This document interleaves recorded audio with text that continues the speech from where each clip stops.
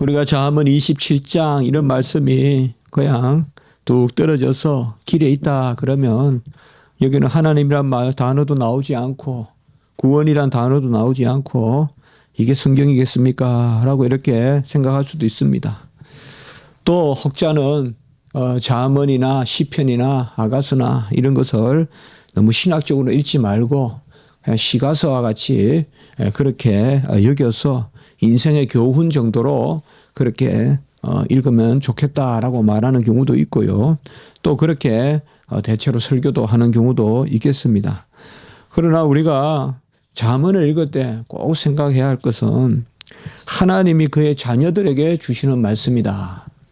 하나님을 믿고 언약의 백성으로 살아가는 그 자녀들에게 마땅히 행할 바와 또 마땅히 가르칠 것 이런 것들을 잠언에서 말씀하고 있다는 것을 우리가 잘 생각해야 됩니다.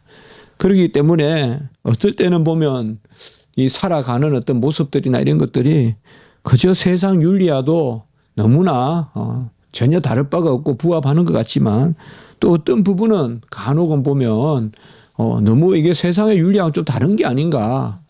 그래서 좀 의아스럽지 않나 하면서 다시 한번 우리가 더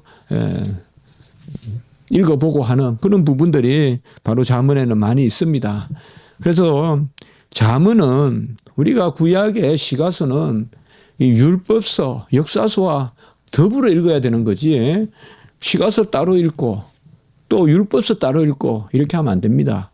그러니까 율법서나 이런 것에 잘 기초해서 오경 이런 데 잘 기초해서 잠언을 읽고 그러니까 오경을 충분히 읽어야 이 잠언과 시편 이런 것들이 의미가 새겨지는 거예요.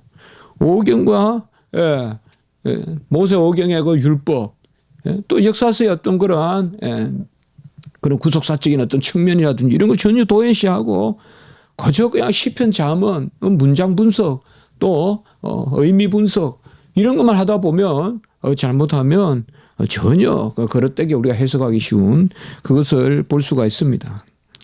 우리는 하나님 앞에 살아가고 성도는 하나님 앞에 산다. 코람 데오라는 것은 보통 우리가 누구 앞에 이렇게 이야기하면 뭐 오늘 이번 주 저도 면접을 했지만은 판단을 받는 거라고 많이 생각하기 쉽지만은 코람 데오는 그게 전혀 아닙니다. 하나님 앞에 판단을 받는다는 것이 아니라 하나님께 보호받고 하나님 안에서 살고 또 하나님의 주권을 인정하고 그게 코람 데오의 정신이지 우리가 하나님 앞에 나아가서 하나님이 우리에게 어떤 시시비비를 따져서 상급을 주고 그래서 우리가 무슨 간혹 좋은 일을 하면 누구 앞에 나를 내세우고 싶고 알리고 싶고 어떤 그런 측면에서의 코람 데오는 아니라는 거죠. 바로 코람 데오라는 것은 하나님 앞에서 또 신전의식 그리고 하나님의 면전 하나님의 안전 하나님의 얼굴 하나님의 눈앞에서 살아간다는 것은 꼭 기억할 것은 생활에 그치는 것이 아니라 본질적으로 그 생명에 관련된 이야기라는 거죠. 바로 우리는 그의 자녀요 또 그의 인치신 자요 언약의 백성이요 그러니 우리가 하나님 안에서 살아간다. 그래서 하나님은 우리를 구원하고 우리의 생명을 거듭나게 하신 분은 우리 생활까지 주장하시기 때문에 그런 측면에서 우리가 신전의식을 가지고 날마다 살아가야 된다는 것이죠. 그래서 우리는 스스로 마음을 정할 수도 없고 스스로 어찌할 수도 없는데 바로 이러한 우리가 하나님 앞에서 살아가고 또 어떤 신전의식이라 코람데오라든지 이런 개념들 또 끝없이 우리가 그의 의를 우리 거 삼아 주시고 그래서 우리가 살아가는 이러한 마음으로 오늘 우리가 1절부터 볼 수 있다 이거죠. 1절에 보면 너는 내일 일을 자랑하지 말라. 하루 동안에 무슨 일이 일어날는지 내가 알 수 없음이라. 내일 일을 자랑하지 말라. 무슨 일이 일어날지 알 수 없다. 이것은 뭐 아주 자랑할 게 많아요. 그리고 이제 사업을 벌여놨어요. 이제 내일 이제 이게 이제 드디어 출시가 돼요. 아마 많이 막 살 거예요. 뭐 돈을 많이 벌 거예요. 뭐 예를 들어서 그런 이야기일 수도 있고요. 하여튼 내가 생각하기에 기승전결이 있고 인과관계가 똑 떨어지는 그런 일로 자랑하지 말라. 왜? 하루 동안에 무슨 일이 일어났는지 내가 알 수 없느니라. 그 내일 일을 실컷 자랑했는데 내일 내가 100m 운동선수로 하는데 오늘 다리를 삘 수도 있고 내일 내가 피아노 리사이트를 하는데 오늘 손을 다칠 수도 있고 아무도 알 수가 없다 이 말이에요. 하루 동안에. 무슨 일이 일어나는지 내가 알 수 없다. 이것이 우리가 코란데오 신전의식에서 이런 것을 잊지 않으면 이건 그냥 운명론에 치우치기 쉬워요. 그냥 운명론에 뭐 내일 일은 우리가 알 수 없고 그러니까 그때 닥치는 대로 살아가고 뭐 내일 일은 그냥 우연이거나 아니면 결정되었거나 그릇된 이방 철학적인 그런 결정론, 이방 철학적인 그런 운명론, 어떤 그런 에피큐루스 그런 스토아 학파들의 그런 사상에 빠지기 쉽다 이 말이에요. 오늘 이 말씀은 그런 말씀이 아닙니다. 하나님이 모든 것을 알고 주장하신다 이거예요. 그런데 우리는 이것을 알 수 없다 이 말이에요. 그러니까 오늘 1절의 말씀을 어떻게 우리는 읽어야 되는가 하면 내 일은 하나님께 속한 것이다. 그리고 우리는 그것을 다 알 수 없다. 이렇게 돼야 됩니다. 그러니까 하나님이 살아계셔서 우리의 삶에 간섭하고 통치하고 운행하고 주장하시는데 그것을 우리가 다 알지는 못한다. 이렇게 말씀을 보면서 그러면 우리가 오늘을 어떻게 살아야 되느냐. 내일에 우리를 향한 뜻이 있고 우리를 향하여 정하신 작정을 이루시는 하나님의 경륜이 뭔가를 오늘 살피면서 살아야 된다는 거죠. 우리가 인생에 하나님이 우리에 위하여 우리는 이미 새하늘과 새 땅의 백성으로 다 인침을 받았다 이 말이에요. 한번 인침받은 백성은 다 끝까지 이룬단 말이에요. 그것을 우리가 이미 하나님이 간섭한다 이 말이죠. 그래서 내일 일을 자랑하지 말라 이 말은 내가 내일을 주장하듯이 살지 말고 그렇다고 해서 하나님이 안 계시면서 내가 내일 일을 모른다 그러면 운명론이거나 혹은 결정론이거나 이 둘 중에 하나란 말이에요. 이게 초대 철학에서부터 계속 운명론 아니면 결정론이잖아요.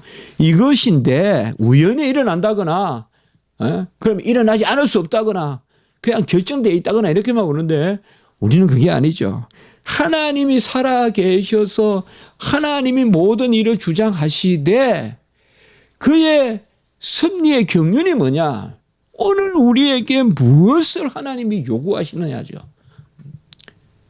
운명론, 결정론은 다 정해져 있고 혹은 우연히 일어나기 때문에 오늘 우리가 무엇을 하자, 오늘 우리가 무엇을 해야 될 것인가에 연결성이 없는 거죠. 그런 철학적인 사고가 아니라 바로 오늘 1절은 내일 일을 자랑하지 말라. 이것은 하나님 앞에서 살아가는 모습. 오늘 하루 동안에 무슨 일이 일어날지 알 수 없다. 이것은 하나님이 우리를 향하여 가지고 있는 주권적인 그러한 섭리, 경륜. 그래서 우리는 항상 이렇게 불안하잖아요. 힘든 일은 힘든 대로 힘들고 또 좋은 일이 있어도 내일 일이 무슨 일이 일어날지 어떻게 알아. 또 불안하잖아요. 그러나 불안이 아니죠. 불안이 아니죠. 그래서 우리가 기도해야 되고 그래서 하나님 뜻을 살펴야 됩니다. 저는 몇 번 그렇게 나누지만은요. 하나님은 하나님의 자녀들을 뭐 울퉁불퉁 뭐 좀 높였다가 좀 낮췄다가 저는 그렇게 하신다고 안 봐요. 계속 끌고 올라가시는 거예요. 끝내는. 계속 하나님 우리를 영화롭게 끌고 올라가신다고요. 그 여정이 바로 우리 지상의 삶이라고 저는 생각해요. 계속 끌고 갔어요. 우리를 뭐 내동댕이 치고 세상 사람들 같이 조금 주었다가 또 분위기 보고 감사할 줄도 모르고 하니까 또 빼앗았다가 그렇게 막 변덕을 부리고 그건 연단하고 또 다른 개념이라고 저는 생각해요. 하나님은 우리를 계속 하는데 중요한 것은 뭐냐 하면 하나님이 우리를 끌고 올라가시는 그 하나님의 작정을 믿고 그것을 오늘 우리가 아멘하면서 살아가는 모습. 그것이 우리에게 중요하다는 것이죠. 그거는 우리가 불안할 게 없다 이 말이죠. 정말 저는 그렇게 생각해요. 우리가 하나님이 얼마나 우리를 사용하시느냐, 또 얼마나 하나님이 우리를 이끄시느냐 하는 것은 그만한 하나님이 날마다 우리에게 주시는 복이 있어요. 감사의 영역이 있고, 그걸 지경이라고도 할 수 있을지 모르겠는데 그게 있기 때문에, 그래서 우리는 내일 이 일 가운데 무슨 중요한 것이 아니라, 달리 말하면 중요한 것은 내일 일이 아니라 오늘 27장 1절에 나오는 중요한 것은 하나님과 우리 사이의 관계가 중요하다 이거죠. 내일 일이 중요한 게 아니라, 그러니까 우리가 잠언에서 그런 배경에서 읽어야지, 아니면 잠언은 제대로 읽을 수가 없어요. 하나님과 우리 사이의 관계예요. 변치 않는 하나님의 사랑이 있고 우리는 그의 자녀 되었고, 그 관계가 우리는 이것을 의심치 않고 확신하고 하나님은 우리를 이끄시고, 그 가운데 내일 일을 내 주관대로 자랑하지 마라 이 말이에요. 하나님이 우리를 이끄시는 하나님을 자랑하고 하나님을 높이고 하나님이 하실 일을 자랑해야지, 내일 내 스케줄대로 내가 어떻게 될 것인가를 자랑하지 마라. 이 기도해야 된단 말이에요. 기도 안 하면 자랑한단 말이에요. 예? 그럼 불안하고 말이에요. 기도 안 하면서 자랑하면 성도는 불안하지 않겠어요. 그러니까 우리가 기도하면서 잠시라도 하나님 앞에 내어놓으면서, 정말 하나님, 내일 이렇게 제가 자랑할 일이 있는데 이 일이 하나님께 영광이 됐으면 좋겠습니다. 하나님, 종이 겸손히 낮아지게 하시옵소서. 이렇게 계속 자기를 쳐서 복종시켜야 우리가 평강이 있고 말이죠. 예. 그래서 그 다음 구절도 마찬가지입니다. 우리 주님이 그렇게 하셨잖아요. 오늘 염려 오늘 족하고 내일 일을 염려하지 말고 오늘 염려 오늘 족하다. 이것도 마찬가지다 이 말이에요. 막 대충 살으라는 말이 아니다 이거예요. 하나님과 우리 사이의 관계가 일보다 앞선다. 일보다 앞선다.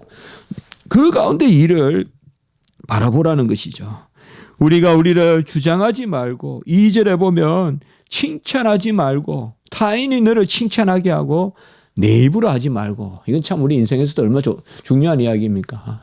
무슨 좋은 일이 있으면 내가 막 자랑하는 거, 이건 정말 어떻게 보면 참 그냥 귀한 것이 그냥 터진 주머니로 흘러내리듯이 귀한 그 존귀함이 사라지잖아요. 실컷 이루어 놓고 막 자랑하고 다니면 존귀함이 떨어지잖아요.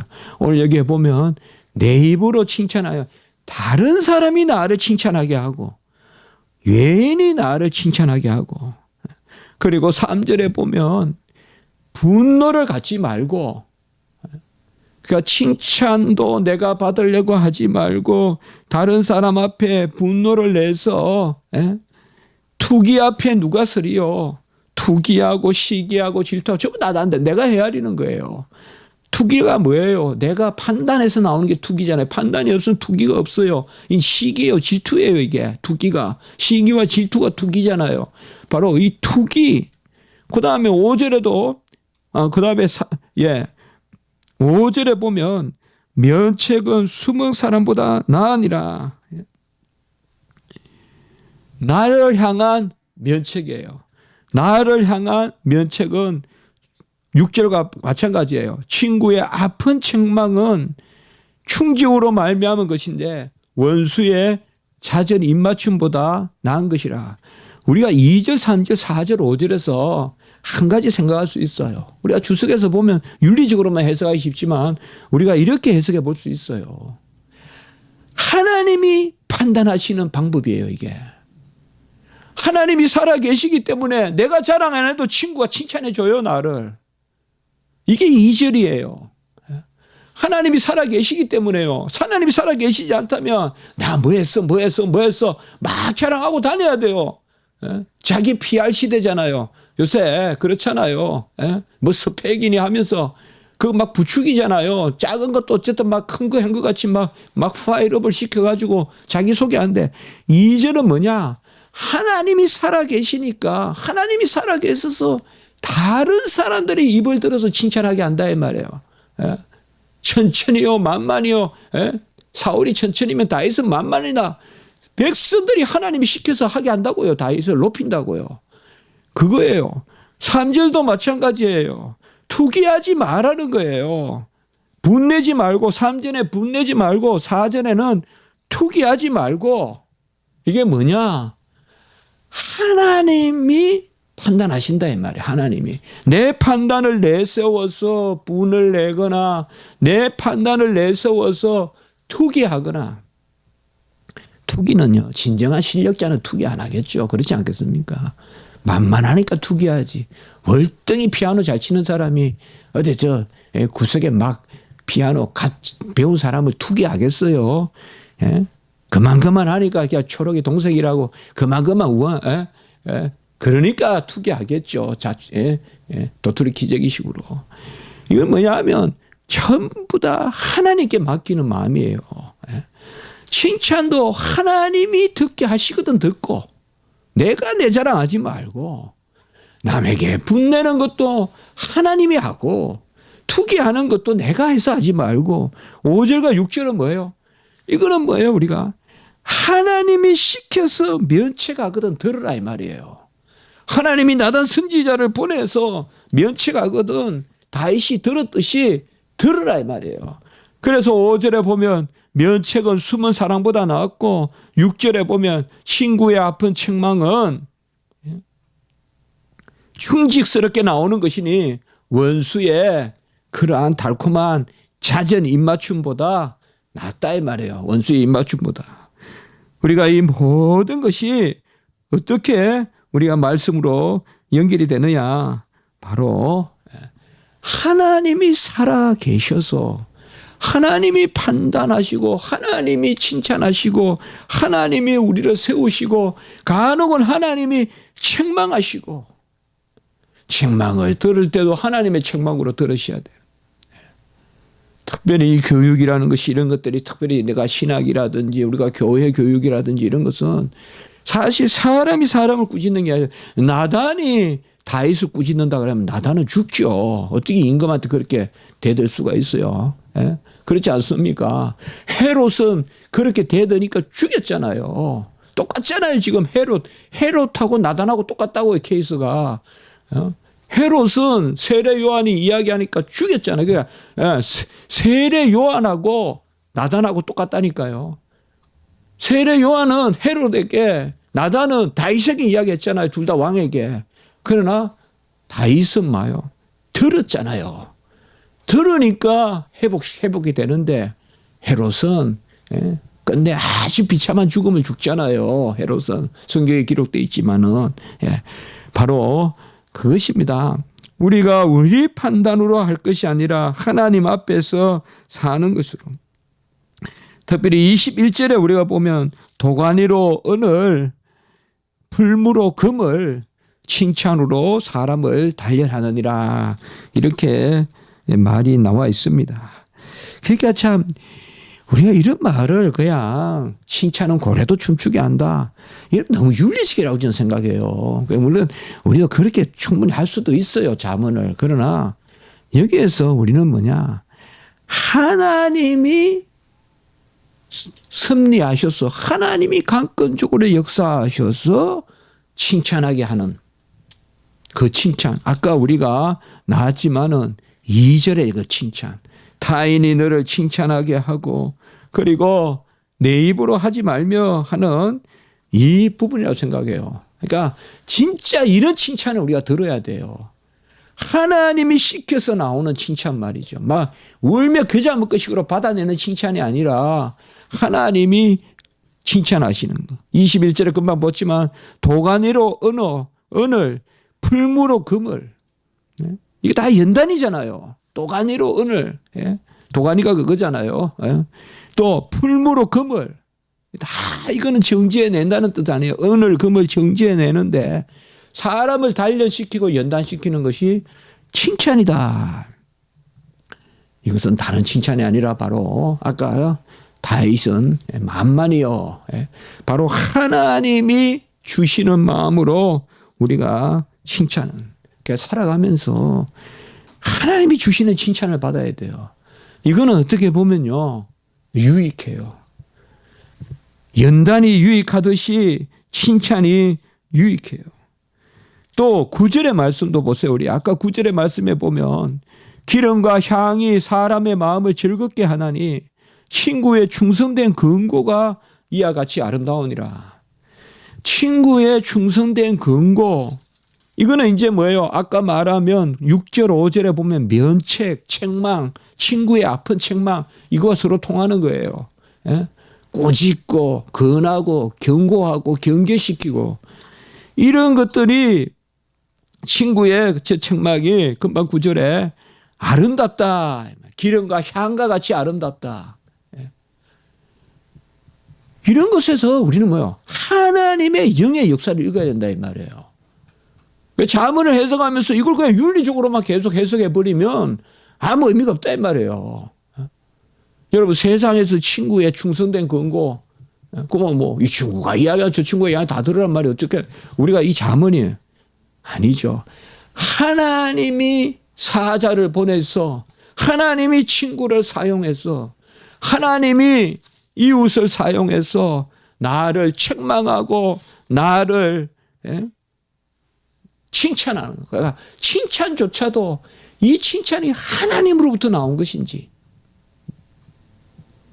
정말 그런 칭찬을 들으면 세상 만인 천만 명이 칭찬하는 것보다 한 사람의 칭찬을 듣더라도 잘하였도다 칭찬을 듣는다면 그것은 얼마나 귀한 것이겠어요. 그렇지 않겠습니까? 이방 왕이라도 고레스같이, 고레스같이 그 칭찬받을 일을 하잖아요. 이방 왕이라도 바사한 고레스같이 말이죠. 칭찬받을 일을 하잖아요. 우리가 세상을 살아갈 때 사람에게 칭찬받는 거 두려워하고 사람에게 칭찬받는 거 좋아하면 하나님 앞에서 못 살아요. 신전의식이, 말만 신전의식이지 사람이 칭찬하는 거 그냥 고래같이 뭐 아까 호루라기 불며 춤추고 하듯이 그거 수준이 우리 인생이 됐어야 되겠냐. 오늘 자문의 말씀은 바로 그래서 우리가 27장의 1절이나 이런 말씀과 전체적으로 비추어 봤을 때 우리는 하나님이 주시는 9절의 금방 친구의 충성된 근고는 기름과 향과 같이 좋다. 이 친구가 가족이 될 수도 있어요. 아내가 될 수도 있고 남편이 될 수도 있고 자식이 될 수도 있고 부모가 될 수도 있고 꼭 친구라고 우리가 한정할 것이 아니고 말이죠. 그리고 칭찬도 진정하게 정말 꼭 입으로의 칭찬이 아니라 우리 인생은 가변적이고 상당히 상대적입니다. 그래서 우리는 금방 여기 말씀에 우리가 조금 이렇게 나누었듯이 정말 하나님 앞에서 우리가 저는 오늘 코람데오라는 관점에서 하나님 앞에서 산다는 그 관점에서 구약이든 신약이든 우리가 이런 말씀들을 봐야 되는데 우리 인간들은 상당히 상대적이다 이 말이에요. 그런 말씀들이 상대적으로 이렇게 대조적으로 나와 있어요. 7절에 잠깐 보시면 배부른 자는 꿀이라도 싫어하고 줄인 자에게는 쓴 것이라도 단이다. 이런 것을 어떻게 보면 상대적 가치관이라고도 볼 수 있죠. 그때 감탄 고토한다 이 말이에요.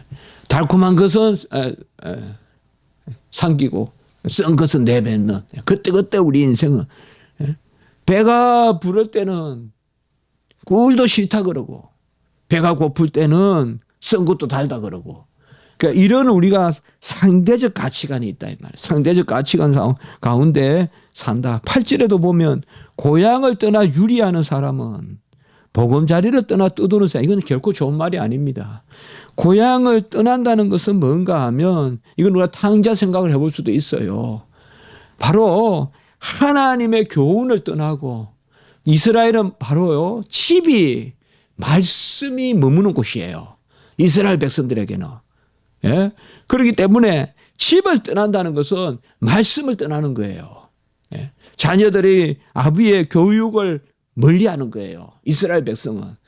그런 의미예요. 그래서 고향을 떠나 유리한다는 것은 바로 하나님의 말씀이 가르쳐지는 그 자식들에게 말씀을 전하라는 그 말씀을 떠나서 사는 거예요. 내 주관대로 사는 거예요. 이러한 주관적인 삶, 상대적인 삶, 이런 것을 금하고 우리는 서로 하나님 앞에서 온전하게 서라. 그것이 오늘 말씀의 큰 주제가 됩니다. 물론 군데군데 우리가 들어오는 오늘 말씀에 보면 15절 이런 부분에는 다투는 여자는 우리가 멀리해라. 비 오는 날에 이어떨어지는 물방울이다. 이 말은 뭐냐 하면 계속 물이 투투투투투투투 떨어지는 거예요. 끊임없이 다투는 여자는 멀리해라. 이런 말씀들 나오고 특별히 17절에 아까 말씀에 봤듯이 철이 철을 날카롭게 하는 것 같이 사람이 그의 친구의 얼굴을 빛나게 한다. 이런 말씀도 여기 친구 개념은 아까 말씀같이 그저 사업 같이 하고 무슨 동창이고 이런 거 친구가 아니라 언약의 백성. 그래서 서로 날이 날을 날카롭게 철이 철을 날카롭게 하듯이 서로 건면하고 서로 갈고 말이죠. 서로 연단하고 이런 걸 말씀해 주고 있고 19절도 마찬가지예요. 물에 비치면 얼굴이 서로 같은 것 같이. 이것도 우리가 물에 비치는 그림자가 다르겠지만 그래도 물에 비치면 서로 한 얼굴 같다. 그런 비추듯이 사람의 마음도 서로 비춘다. 이런 말씀들이 다 뭘 이야기하는가 하면 한 영의 역사다 이 말이죠. 한 영의 역사. 그래서 결국은 지혜를 가지고 서로 함께 날이 날을 갈게 하고 그리고 서로 책망하고 서로 칭찬하고 이러한 관계들. 11절에 보면 내 아들아 지혜를 얻고 내 마음을 기쁘게 하라. 이게 사실상 그나마 이 잠언에 우리가 잠언을 계속 제가 말씀드리지만 정말 잠언은 전체적으로 우리가 이렇게 한 장을 어떤 기승전결을 가지고 설명하기는 어렵습니다. 그래도 어쨌든 우리가 그렇게 해보려고 노력하는데요. 장의 의미가 있기 때문에 중요한 것은 지혜예요. 지혜는 우리가 계속 그렇게 정의하죠. 하나님 안에서 사는 것.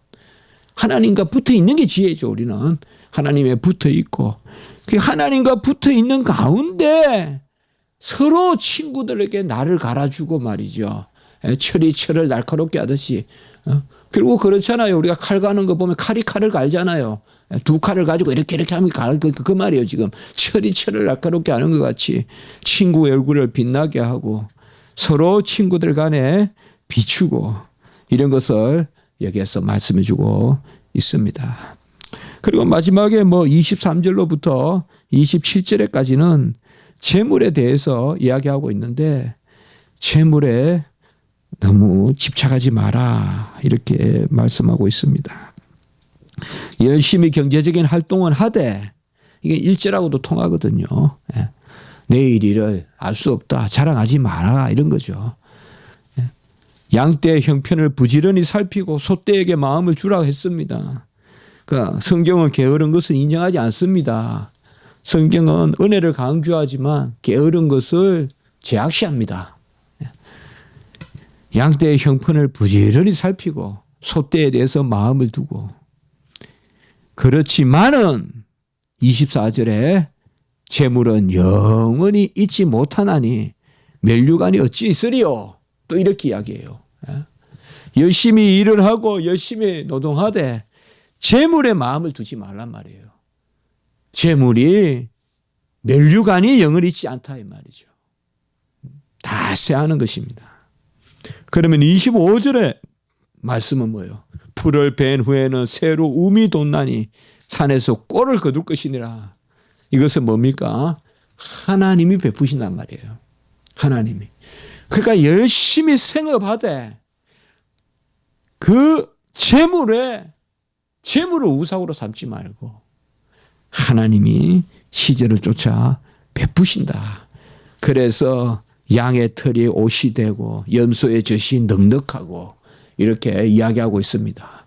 결국은 우리가 오늘 1절과 23절, 27절은 같이 읽어보면 돼요. 열심히 살되 운명론 아니에요. 우리는. 운명론 아닙니다. 우리는.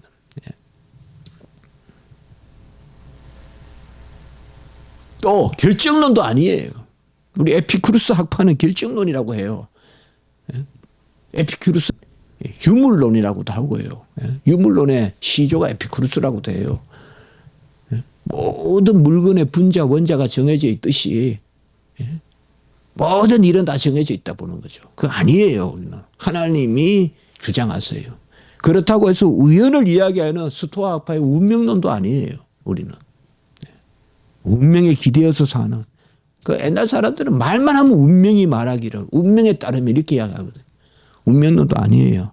우리는 섭리예요. 23절에서 27절은 그걸 잘 보여줘요. 오늘 이것도 우리 아주 중요하게 여기는 그런 구절일 수가 있어요. 열심히 일하되 그 재물의 우상을 삼지 말고, 재물을 우상으로 삼지 말고 열심히 일하되 하나님이 풀을 베면 우미도 없고, 하나님이 양을 키우고 염소를 키우고 소를 키운다, 이렇게 말씀하고 있죠. 이것이 바로 오늘 우리에게 주시는 하나님의 말씀입니다. 한번 기도드리겠습니다.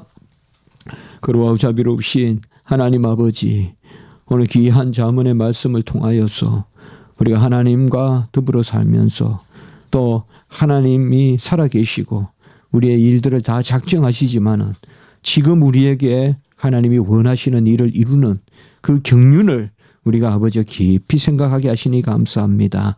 하나님 아버지시여, 우리에게 풍요하게 해주시고 또 그 가운데서도 열심을 요구하시지만 그 아버지의 소유 자체를 우리가 숨기지 말게 도와주시고, 오직 내일 일도 아니고 또 어떤 소산물도 아니고 하나님을 숨기는 우리가 될 수 있도록 주여 도와주시고, 우리 김원진 전도사님 불쌍히 여겨주시며 아버지 오늘 말씀에 응하게 하시고 그가 온전히 하나님의 뜻 가운데서, 하나님의 기뻐하신 가운데서, 하나님의 전적인 권능의 역사 가운데서 회복되어서 아버지여 크게 기히 높이 아버지여 널리 하나님 위하여 사용되는 우리 종이 될 수 있도록 도와주시고, 속히 완쾌될 수 있도록 하나님 은혜의 손길을 베풀어 주시옵소서. 이제 기도 드릴 때 우리의 심령을, 아버지의 간구를 불쌍히 여겨 들어 주시옵소서. 구주 예수 그리스도 이름으로 감사하며 기도드리옵나이다. 아멘.